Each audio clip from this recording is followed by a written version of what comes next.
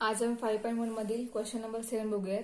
Question number 7 काय बघा. If the origin is shifted to the point O'2,3, the axis remaining parallel to the original axis, find the new coordinate of the point. Point is A of 1,3. Question काय दिलाय. If the origin is shifted to the point O'2,3 म्हणजे origin shift केलेला origin जो आहे त्या ओरिजिनचा point हा दिलेला आहे. ठीक आहे. And the axis remaining parallel to the original axis म्हणजेच ज्या नवीन ॲक्सिस तयार झालेल्या आहेत एक्स आणि वाय ॲक्सिस त्या ओरिजिनल ॲक्सिसला पॅरलल आहे. त्यामुळे दोघांचे मेजरमेंट हे सेम असणार. Then find the new coordinate of the point. त्यानंतर आपल्याला काय फाइंड करायचं आहे. न्यू कोऑर्डिनेट फाइंड केलेला आहे म्हणजे दिलेला जो आहे तो आहे ओल्ड कोऑर्डिनेट. म्हणजे आपल्याला हे जी व्हॅल्यू दिली आहे ती एक्स आणि वायची व्हॅल्यू दिली आहे. आपल्याला फाइंड करायचं आहे न्यू कोऑर्डिनेट म्हणजे आपल्याला एक्स डॅश आणि वाय डॅश फाइंड करायचं आहे. ठीक आहे. मग पुट करूयात. आपला फॉर्म्युला जो आहे शिफ्ट ऑफ वर तो फॉर्म्युला आपण या ठिकाणी स्टार्टिंगला मेन्शन करूया. त्यानंतर मग जे आपल्याला फाइंड करायचं आहे ते व्हॅल्यूज फाइंड करूयात. ठीक आहे. मग त्याने आपल्याला गिव्हन काय आहे ते लिहूया आधी. गिव्हन टर्म्स काय आहेत. तर origin is shifted to the point O'2,3 म्हणजेच आपल्याला O' ऑफ H, याची व्हॅल्यू दिली आहे O' ऑफ 2,3 म्हणजे H2 आहे आणि K 3 आहे. ठीक आहे. अँड देन 1,3 दिलेली व्हॅल्यू ती व्हॅल्यू कोणाची आहे. So A of X, Y is equal to old coordinate आहे ते. Old coordinate A of X, इकडे A ऑफ 1,3. आता फाइंड करायचं आपल्याला. We have to find new coordinate of the point. And new coordinate means आपल्याला find करायचं X dash आणि Y dash. So therefore by using shift of origin formula, and formula is x equal to x dash plus h and y equal to y dash plus k. So 1 equal to x dash as it is plus h2 comma y. Value of y is 3 is equal to y dash plus k is 3. Therefore x dash equal to 1 minus 2 and y dash equal to 3 minus 3. So x dash equal to 1 minus 2 minus 1 and y dash equal to 3 minus 3 0. म्हणजे आपल्याला काय मिळालं बघा. So therefore new coordinate are x dash y dash is equal to -1, 0. ठीक आहे. हे आपला answer झालेलं आहे. यासारखा सेम टू सेम अजून एक ह्यामध्ये क्वेश्चन आहे. सब क्वेश्चन तो सेकंड पॉईंट दिलेला आहे. सेकंड पॉईंट आहे B ऑफ 2,5. सेकंड क्वेश्चन आहे B ऑफ 2,5. हे तुम्ही ट्राय करा. तुम्हाला जमेल. सेम मेथड यासारखी मेथड अप्लाय करा. फक्त या ठिकाणी HK हा कॉन्स्टंट सेम राहणार आणि एक्स आणि वायची व्हॅल्यू बदलणार आहे. इथं 1,3 होते, इथं 2,5 आहे. त्यामुळे येणार आन्सर हे चेंज होणार आहे. मग यासारखा same to same next question आहे. तो या shift of origin depend question आहे. तो म्हणजे आपला क्वेश्चन नंबर 8. तो क्वेश्चन बघूयात. क्वेश्चन 8 बघा. मी सांगते, तुम्ही ऐका व्यवस्थित. त्यानंतर आपण डायरेक्ट आन्सर फाइंड करूया क्वेश्चन नंबर 8 वरून. Question number 8 is if the origin is shifted to the point O' of 1,3. Origin is shifted to the point 1,3 means O' of H, K is equal to 1,3. He value आपण दिलेली आहे. Then the axis remaining parallel to the original axis, find the old coordinate of the point. Question number 7 च्या opposite question number 8 आहे. Question number 7 मध्ये आपण new coordinate find केले. तर same question number 8 मध्ये आपण ओल्ड कोऑर्डिनेट फाइंड करणार आहोत. म्हणजे आता गिव्हन जे दिलेले आहेत त्या ठिकाणी मग तो असणार आहे न्यू कोऑर्डिनेट. सो देअरफॉर आपला फर्स्ट क्वेश्चन आहे C ऑफ 5,4. बघा आपण आन्सर लिहूयात. आधी गिव्हन टर्म्स लिहूया. गिव्हन टर्म्स काय आहेत. तर O' of H, K is equal to O' of 1,3. ठीक आहे.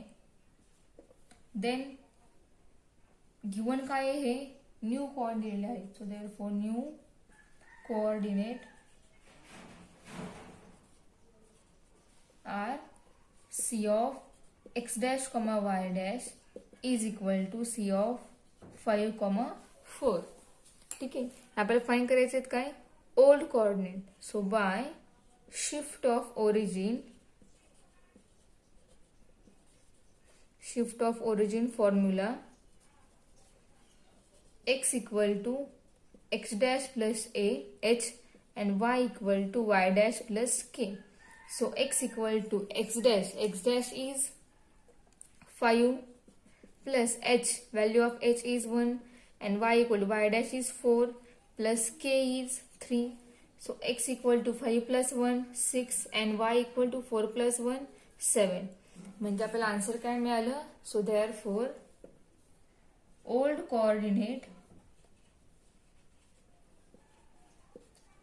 coordinates are x, y is equal to 6, 7. हे झाले आपले ओल्ड कोऑर्डिनेट. आता यासारखा सेमचं क्वेश्चन नंबर 10 आहे. क्वेश्चन नंबर 10 मध्ये फक्त आपल्याला इक्वेशन फाइंड करायचे.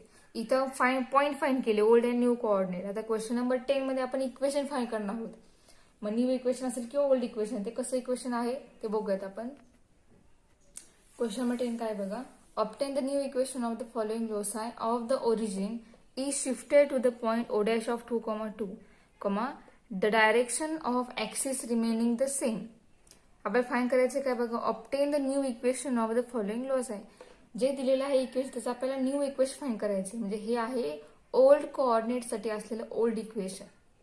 ठीक आहे, मग आपल्याला न्यू इक्वेशन फाइंड करायचं आहे. न्यू इक्वेशन म्हणजे त्या ठिकाणी कोऑर्डिनेट न्यू आले पाहिजेत. एक्स आणि वाय पैकी न्यू कोऑर्डिनेट जे आहेत मीन्स एक्स डॅश आणि वाय डॅश ते त्या ठिकाणी आले पाहिजेत. तर बघा आपण या ठिकाणी आन्सर फाइंड करूयात. स्टार्टिंगला आपण न्यू कोऑर्डिनेट म्हणजे आपले कोण आहे ते मेन्शन करूयात. So let x dash Y dash is with the new coordinates of x and Y. X Y मधले एक्स डॅश वाय डॅश हे काय आहेत, न्यू कोऑर्डिनेट आहेत. ठीक आहे, आणि ओरिजिन काय शिफ्टेड आहे to the point O dash of 2, 2. So, when origin is shifted to the point O dash of 2, 2. आणि त्यावेळेला ऍक्सिस कसे आहेत, रिमेनिंग सेम मीन्स काय असणार, त्या पॅरलल असणार. So axis remaining parallel. Axis remaining parallel. ठीक आहे, सो देअरफॉर याच्यात आपल्याला न्यू जे कोऑर्डिनेट आहेत एक्स डॅश वाय, जे आपल्याला इक्वेशन काय मिळेल, व्हॅल्यू काय मिळेल, तर बघा आपल्याला फॉर्म्युला काय माहिती आहे, X equal to X dash plus H and Y equal to Y dash plus K. ठीक आहे, हे दोन इक्वेशन आहेत. याच्या आपल्याला व्हॅल्यू दिलेली कोणाची, फक्त आपल्याला शिफ्ट ऑफ ओरिजिन मेन्शन केलं आहे. पण आपल्याला या ठिकाणी ओल्ड कोऑर्डिनेट मध्ये असलेलं हे इक्वेशन आहे. ठीक आहे, म्हणजे आपल्याला एक्स आणि वाय ची व्हॅल्यूज लागणार आहेत. त्यामुळे हे X equal to the equation राहणार. So X equal to X dash दिलाय का आपल्याला माहिती आहे का, तर नाहीये. प्लस एच माहिती आहे का, माहिती आहे 2. Y equal to Y dash किती आहे आपला, प्लस वाय डॅश दिला नाहीये. के किती आहे, 2 आहे. म्हणजे ह्या दोन व्हॅल्यूज झाल्या एक्स आणि वायच्या, म्हणजेच ओल्ड कोऑर्डिनेटच्या ह्या व्हॅल्यूज झाल्या. तर या आपण व्हॅल्यूज आपल्या इक्वेशन मध्ये पुटअप करूयात. So we get substitute the values of x and y in the equation 3x minus y plus 2 equal to 0. Then we get 3 into bracket x. X means x dash plus 2 minus y. Y means y dash plus 2 plus 2 equal to 0. आपल्याला काय मिळेल बघा equation, x dash means 3x dash plus 6 minus y dash minus 2 plus 2 equal to 0. Plus minus 2 cancel. 3x dash minus y dash plus 6 is equal to 0. This is new equation of locus. ठीक आहे, हे जे मिळालं आपल्याला हे new coordinate साठी मिळाले equation आहे लोकस. ठीक आहे, मग यासारखे यामध्ये अजून भरपूर एक्झाम्पल आहेत. यासारखे सेम टू सेम अजून 3 एक्झाम्पल आहेत. सेम त्याला मेथड पूर्ण हीच आहे, फक्त ठिकाणी तुमच्या इथल्या व्हॅल्यूज बदलतील, बाकी इक्वेशन हे बदलेल. त्यामुळे येणारे इक्वेशन हे एक्स डॅश वाय डॅशच्या फॉर्म मध्ये असणार आहे. ठीक आहे, आपण हे एक सॉल्व्ह केलं आहे. तुम्ही यासारखे सेम टू सेम बाकी एक्झाम्पल सॉल्व्ह करा, तुम्हाला जमतील. आता आपण नेक्स्ट पॉईंट जो आहे तो पॉईंट बघूयात. आता पुढचा पॉईंट आहे आपला स्ट्रेट लाईन. त्यामध्ये सब पॉईंट आहे inclination of line. Starting of inclination of लाईनचं मिनिंग काय ते बघूयात. इंग्लिशचं मिनिंग काय, तर ज्या लाईनने कुठलीही लाईन असते त्या लाईनने पॉझिटिव्ह डायरेक्शनने एक्स ऍक्सिस सोबत जो केलेला अँगल आहे त्या अँगलला म्हणतात इन्क्लिनेशन. ठीक आहे, पण त्या ऍक्सिसने त्या लाईनने फक्त एक ऍक्सिस सोबतच अँगल फॉर्म केला पाहिजे. डायरेक्शन जी आहे ती डायरेक्शन अँटी क्लॉकवाईज पाहिजे. अँटी क्लॉकवाईज डायरेक्शन जो अँगल फॉर्म होतो त्या अँगलला इन्क्लिनेशन बोलतात. मग हे दोन थीटा जे आहेत हे दोन्ही काय आहेत, इन्क्लिनेशन आहेत. हा सुद्धा काय आहे, इन्क्लिनेशन आहे. ठीक आहे, फॉर एक्झाम्पल अजून एक हा अँगल आहे, हा सुद्धा काय आहे, इन्क्लिनेशनच आहे. मग जी लाईन पॉझिटिव्ह डायरेक्शनने एक्स ऍक्सिस सोबत अँगल फॉर्म करते त्या लाईनला इन्क्लिनेशन ऑफ लाईन म्हणायचं आणि त्या थिटाला इन्क्लिनेशन बोलायचं. ठीक आहे, सो डेफिनेशन बघा काय, the smallest angle made by a line with the positive direction of the X axis measured in anti clockwise sense is called the inclination of line. ठीक आहे, हे झालं मेन इन्क्लिनेशनचं. ह्याच्यानंतर पुढचा पॉईंट काय आहे तर बघा रिमार्क आहेत.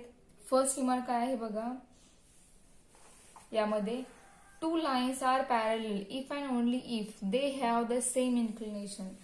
त्याआधी बघा इन्क्लिनेशनच्या लाईन असतात त्या लाईनवरती कंडिशन काय त्या थिटावरती, तो थिटा तो कसला असला पाहिजे तर 0 पेक्षा म्हणजे कसा असणार आहे, 0 डिग्रीपेक्षा मोठा असेल किंवा इक्वल असेल, पण तो 180 पेक्षा स्ट्रिक्टली लेस देन असणार आहे.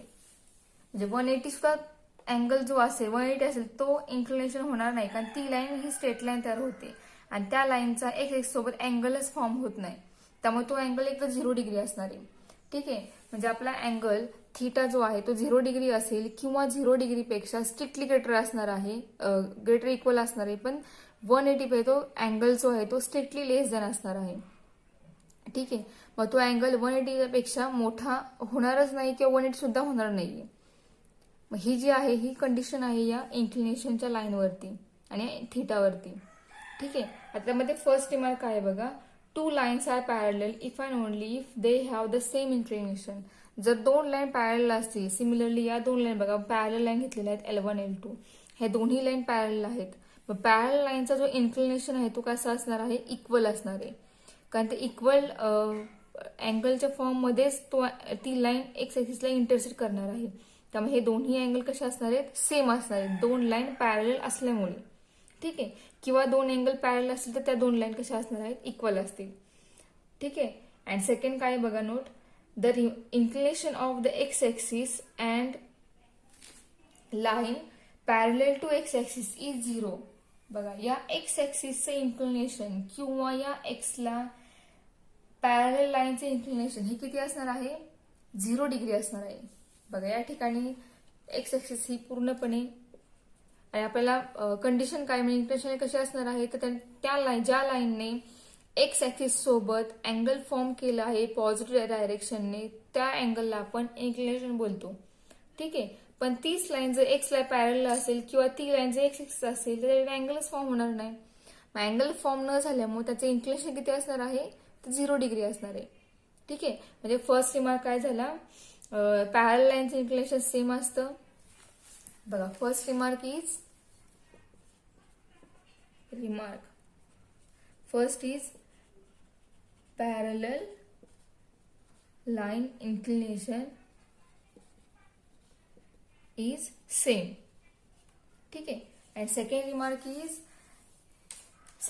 काय आहे, एक्स ऍक्सिसचे इन्क्लिनेशन आणि एक्स ला पॅरलल लाईनचे इन्क्लिनेशन. बघा एक्स ऍक्सिस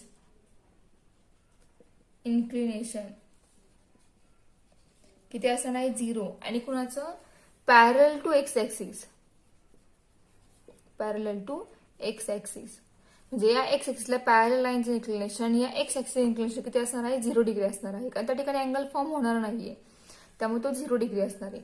ठीक आहे, आणि तिसरं रिमार्क काय असणार आहे तर याच्या उलटा या वाय ऍक्सिसचे इन्क्लिनेशन आणि वायला पॅरलल लाईनचे इन्क्लिनेशन, तर वायला पॅरलल कशी असणार आहे, ती कशी असणार आहे या फॉर्म मध्ये असेल. मग आपल्याला इंग्लिशचं मिनिंग काय माहितीये, एक्स ऍक्सिस सोबत फॉर्म केलेला अँगल पॉझिटिव्ह डायरेक्शनने. मग हा जो वाय ऍक्सिस आहे हा वाय ऍक्सिस एक्स ऍक्सिस सोबत किती डिग्री अँगल फॉर्म करतोय, 90 डिग्री. आणि जर आपण वायला पॅरल लाईन घेतली, कुठेही घ्या मग ती तुम्ही, ती जर आपण लाईन घेतली, ती लाईन या एक्सिस सोबत किती डिग्री अँगल फॉर्म करते, सेम 90. म्हणजे Y axis inclination, Y axis inclination 90, आणि त्याचबरोबर parallel to Y axis, parallel to Y axis. म्हणजे वायला पॅरल सगळ्या लाईनचे इन्क्लिनेशन आणि वाय ऍक्सिसचे इन्क्लिनेशन हे किती असणार आहे, 90 डिग्री असणार आहे. ते बदलणार नाही. हे तिन्ही लाईन, हे तिन्ही स्टेटमेंट जे आहेत, ते तिन्ही स्टेटमेंट कॉन्स्टंट आहेत. या तिन्ही स्टेटमेंटमध्ये कधीही कोणताही बदल होऊ शकणार नाहीत. त्यामुळे ते रिमार्क आहेत आपले. फर्स्ट रिमार्क इज पॅरल line inclination is same. Second remark is x axis having inclination is 0 degree and also parallel to x-axis having inclination is 0 degree. And third remark is inclination of y-axis and parallel to y-axis inclination is 90 degree. ठीक आहे. हे तिन्ही statement काय आहेत, constant आहेत. मग तिन्ही remark आपले इन्क्लिनेशन ऑफ लाईन याच्यावर राहिले आहेत. आणि त्याच्यानंतर आपण एक्स इंटरसेप्ट, वाय इंटरसेप्ट ह्या पॉइंट बघूयात. बघा मी एक डायग्राम काढले. डायग्राम तुम्हाला एक्स आणि वाय इंटरसेप्टचं मिनिंग सांगते. आपली वाय ऍक्सिस आहे, ही एक्स ऍक्सिस आहे. ठीक आहे. एक आपण अशी लाईन मेन्शन केली. ही लाईन एक्स आणि वाय दोन्ही ऍक्सिसला इंटरसेक्ट करून पास होते. हा ओरिजिन आहे 0,0. मग सपोज करूया की हा जो पॉइंट आहे, हा पॉइंट असेल ए. तो पॉइंट काय असेल, ए. आणि त्या ए चे कोऑर्डिनेट म्हणजे हे डिस्टन्स कन्सिडर करूया. हे डिस्टन्स स्मॉल ए असणार आहे आणि हे डिस्टन्स हे स्मॉल बी असेल. मग या ए चे कोऑर्डिनेट काय झाले, स्मॉल ए कॉमा 0 झाले. आणि या सेकंड पॉइंट, या वाय इंटरसेक्ट जो आहे या ठिकाणी या पॉइंटचे कोऑर्डिनेट झाले 0,b. ठीक आहे. म्हणजे ही जी लाईन आहे एल, ही लाईन एक्स ऍक्सिसला या ए पॉइंट मध्ये इंटरसेक्ट करते. तीच लाईन वाय ऍक्सिसला बी पॉइंट मध्ये इंटरसेक्ट करते. ठीक आहे. आता एक्स आणि वाय इंटरसेक्ट म्हणजे काय, मग आता ही लाईन जी आहे, ही लाईन एक्स ऍक्सिसला ज्या पॉइंट मध्ये इंटरसेक्ट करते त्या पॉइंट पासून ओरिजिन पर्यंत डिस्टन्स जेवढं आहे ते डिस्टन्स त्या पॉइंटचं असणार आहे. मग त्या ठिकाणी एक्स ऍक्सिसवरती जेवढं डिस्टन्स आहे ते डिस्टन्स मी त्या ठिकाणी तो असणार आहे एक्स इंटरसेप्ट. म्हणजे इथे एक्स इंटरसेप्ट काय आला, किती इथे एक्स अंतर, एक्स ऍक्सिसवरती डिस्टन्स किती आहे, स्मॉल ए आहे. म्हणजे या लाईनसाठी एक्स इंटरसेप्ट आला स्मॉल ए. ठीक आहे. सिमिलरली मग तेच वाय ऍक्सिसवर डिस्टन्स किती आहे, स्मॉल बी एवढा आहे. म्हणजे आपला वाय इंटरसेप्ट झाला सीई, वाय इंटरसेप्ट झाला स्मॉल बी. आणि या ठिकाणी इथे जो अँगल फॉर्म झाला, हा अँगल आहे इन्क्लिनेशन. ठीक आहे. बघा, if a line meats the X axis in the point A of A, 0, then small a is called as x intercept. ठीक है. And if the line meets the y axis in the point B of 0, B, then small b is called as y intercept. ठीक आहे. आता यानंतरचा point आहे slope of line. आता आपण x intercept, Y intercept बघितले, inclination of line हा point बघितला. आता स्लोप जो आहे, मी कोणतीही लाईन असतो त्या लाईनचा स्लोप कशा प्रकारे फाइंड करायचं, स्लोपचं मिनिंग बघूयात. तर फर्स्ट त्यातला सब पॉइंट आहे slope of a line. Slope of line means if the inclination of a line is theta, then tan theta is called the slope of the line. Notation आहे and it is denoted by small m. And formula is small m is equal to tan theta. हा आहे slope झाला. First formula झाला स्लोपचा. अशा आपण अजून 2-3 फॉर्म्युले स्लोपचे prove करणार आहे. म्हणजे जर आपल्याला इन्क्लिनेशन थीटा दिला असेल तर आपण या ठिकाणी हा फॉर्म्युला यूज करून स्लोप फाइंड करणार. आणि नेक्स्ट फॉर्म्युला काय आहे, जर आपल्याला 2 पॉइंट दिले असतील, म्हणजेच सेकंड मिनिंग आहे, हे फर्स्ट मिनिंग झाले, हे सेकंड मिनिंग. जर आपल्याला 2 पॉइंट दिले असतील, a of x1, y1 and b of x2, y2, या 2 पॉइंट मध्ये आपली लाईन पास होते, then slope of that line is tan theta, म्हणजेच m इज equal to y2 minus y1 upon x2 minus x1. हा second formula स्लोपचा. म्हणजे आपल्याला फक्त अँगल दिला असेल तर आपण स्लोप फाइंड करण्यासाठी m इक्वल टॅन थिटा हा फॉर्म्युला वापरणार. ठीक आहे, पण अँगल दिलेला नाहीये, फक्त हे 2 पॉईंट दिले. आपली जी लाईन आहे ती या 2 लाईन पॉईंटमधून पास होते. तर त्या लाईन स्लोप फाइंड करणार आपण कशा प्रकारे, तर त्यासाठी हा सेकंड फॉर्म्युला आहे m equal to y2 minus y1 upon x2 minus x1. या फॉर्म्युला आपण काय करणार, त्या लाईनचा स्लोप फाइंड करणार. म्हणजे हे 2 फॉर्म्युले झाले स्लोप फाइंड करण्यासाठी. ठीक आहे, आता रिमार्क आहे या स्लोपवर डिपेंड आहे. तर बघा, फर्स्ट रिमार्क आहे the slope of Y axis is not define. Similarly the slope of line parallel to Y axis is not define. आपण वाय ऍक्सिस स्लोप डिफाईन करू शकत नाही. का, तर बघा, आपलं जर वाय ऍक्सिसचा स्लोप फाइंड करायचा असेल तर आपली वाय ऍक्सिस जी आहे ती एक्स ऍक्सिस वरती परपेंडिक्युलर आहे. हा एक्स आणि हा वाय ऍक्सिस आहे. ठीक आहे, म्हणजे आपला वाय एक्स वर परपेंडिक्युलर आहे आणि या ठिकाणी या दोघांमधील अँगल जो आहे तो अँगल 90 डिग्री आहे. बरोबर, 90 डिग्री आहे. हा स्लोप फाइंड करायचा आहे आपल्याला. तर m इक्वल टू जर आपण tan 90 या ठिकाणी पुट केलं तर m इक्वल tan 90 हा डिफाईन नाहीये, नॉट डिफाईन आहे. tan 90 काय, नॉट डिफाईन. त्यामुळे या 90 डिग्री अँगलला स्लोप फाइंड होणार नाहीये. त्यामुळे वाय ऍक्सिसचा स्लोप आणि त्याचबरोबर वायला पॅरल लाईनचा स्लोप हा फाइंड होत नाही, नॉट डिफाईन आहे. ठीक आहे, म्हणजे आपला फर्स्ट रिमार्क काय झाला, slope of Y axis and parallel to Y axis is not define. बघा, रिमार्क स्लोपवर डिपेंड रिमार्क आहेत. First remark, slope of Y axis and parallel to Y axis is not define. ठीक आहे, आता second remark काय बघा, then the slope of X axis and the slope of line parallel to X axis is also 0. म्हणजे बघा, आपण diagram draw करूयात. ही Y आणि ही एक्स ऍक्सिस आहे. आपल्याला एक्स ऍक्सिस स्लोप पाहिजे. मग एक्स ऍक्सिस स्लोप जर आपल्याला फाइंड करायचं असेल तर त्या ठिकाणी इन्क्लिनेशन किती आहे, एक्स एक्सचं इन्क्लिनेशन आणि एक्सला पॅरल लाईनचं इन्क्लिनेशन किती असतं, 0 डिग्री असतं. ही एक्सला लाईन पॅरल आहे, या दोघांचं इन्क्लिनेशन किती आहे, 0 डिग्री आहे. मग जर आपण m इक्वल टू टॅन या ठिकाणी थिटा हा 0 डिग्री पुट केला तर टॅन 0 हा किती असतो, 0 असतो. मग या स्टेटमेंटमुळे एक्सचा एक्सचा स्लोप आणि एक्सला पॅरल लाईनचा स्लोप हे दोन्ही काय असणार आहेत, 0 असणार आहेत.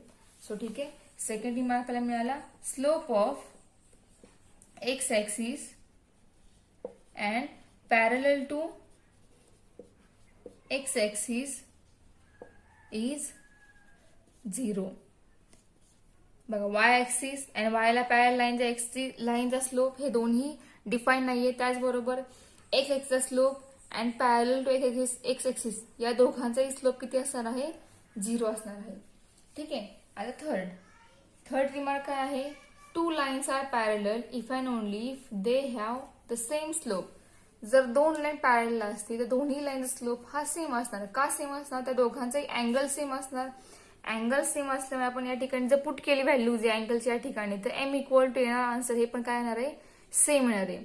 ठीक आहे, फॉर एक्झाम्पल कन्सिडर करूया आपण या ठिकाणी जर 2 लाईन ड्रॉ केल्या, ह्या 2 लाईन एकमेकींना पॅरल आहेत.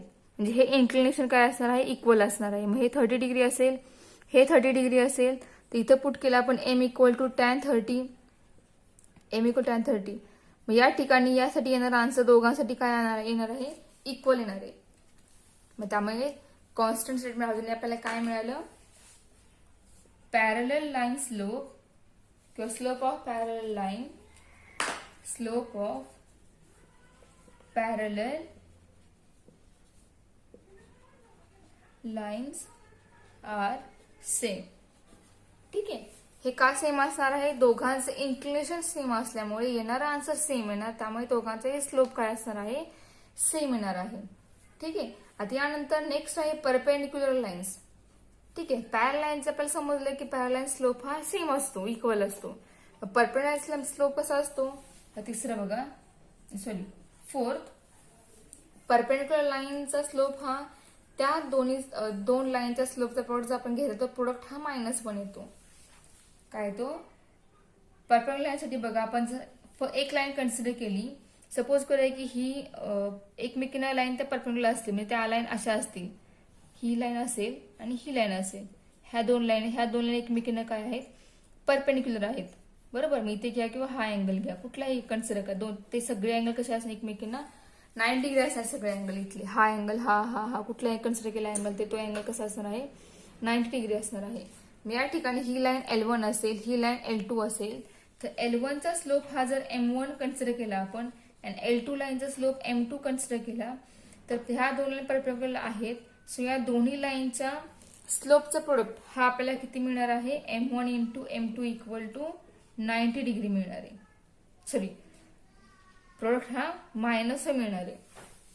ठीक आहे, L1 चा स्लोप M1 आहे, L2 चा स्लोप M2 आहे.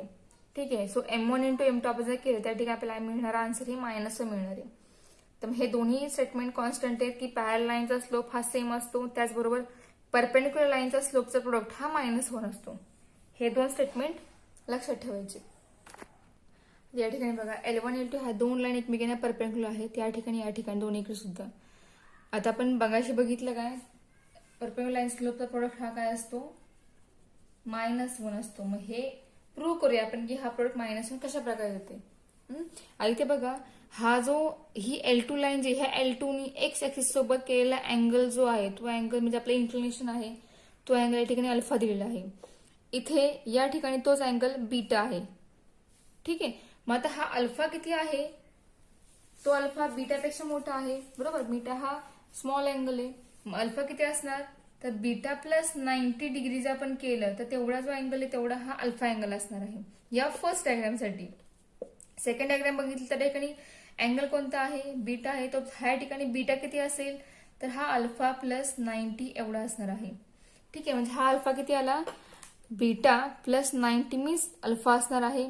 इथे हा बीटा किती असणार आहे, तर हा अल्फा प्लस इथला 90 डिग्री अँगल, हे दोन्ही मिळून तो अँगल बीटा एवढा होणार आहे. ठीक आहे, मग आपल्याला alpha minus beta equal to किती मिळेल, 90 मिळेल. याच्यावर आपल्याला काय मिळेल, तर बघा बीटा पलीकडे पाठवूया, 90 राईट साईडला आणूया म्हणजे -90 होईल. म्हणजे alpha minus beta equal to -90 degree मिळणार आहे. ठीक आहे, मग हे दोन्ही आपल्याला या दोन वेगळ्या डायग्रामवरून दोन इक्वेशन मिळाले. म्हणजे आपल्याला काय समजलं, अल्फा मायनस बीटा हा प्लस मायनस 90 डिग्री असेल. ठीक आहे, मग या दोन्हीकडेही या इक्वेशनवर आपण दोन्हीकडे कॉस अप्लाय केलं तर आपल्याला काय मिळेल, cos of alpha minus beta equal to cos of plus minus 90 degree. पण कॉस 90 किती आहे, 0 आहे. त्यामुळे प्लस 90 घ्या किंवा -90 घ्या, आपला आन्सर 0 राहणार आहे. ठीक आहे, म्हणजे cos alpha minus beta equal आपल्याला 0 मिळाला आन्सर. आता कॉस अल्फा मायनस बीटा म्हणजे आपला फॉर्म्युला काय, cos alpha into cos beta minus sine alpha into sine beta equal to 0. Sine alpha into beta negative term आहे ती पॉझिटिव्ह करूया, म्हणजेच cos alpha into cos beta equal to sine alpha into sine beta. आता sine alpha आणि sine beta तो आपण इकडे आणू लेफ्ट हँड साईडला, सॉरी कॉस अल्फा आणि कॉस बीटा आहे तो आपण लेफ्ट हँड साईडला घेऊयात. बघा थांबा एक मिनिट, मायनस आहे तर प्लस साइन येतं. फॉर्म्युला कॉसचा जो आहे त्यामध्ये निगेटिव्ह असेल ब्रॅकेट तर इथे साइन पॉझिटिव्ह येतं.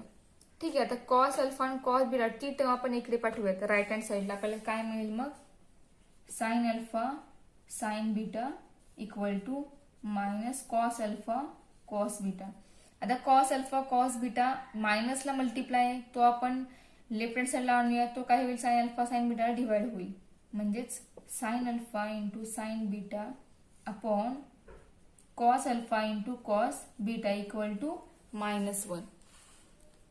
Sign alpha upon cos alpha या दोघांचं कन्व्हर्जन हे होणार टॅन अल्फा.